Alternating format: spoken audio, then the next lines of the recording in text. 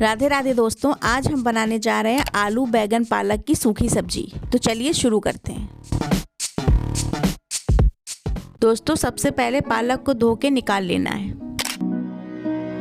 अब हम टमाटर और मिर्च को यहाँ पर काट लेंगे। कढ़ाई में हम तेल गरम करने के बाद मेथी डालेंगे। मेथी डालने के बाद जब मेथी थोड़ा रेड हो जाएगी तब हम उसमें डालेंगे दोस्तों कटे हुए टमाटर। टमाटर डालने के बाद हरी मिर्च भी डाल देंगे। हरी मिर्च डालने के बाद हम उसमें डालते हैं पालक।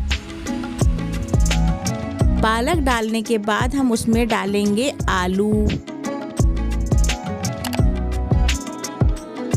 आलू डालने के बाद हम उसमें कटे हुए बैगन डालते हैं। हम लोगों ने यहाँ मसाले में लिया है हल्दी, नमक और गरम मसाला।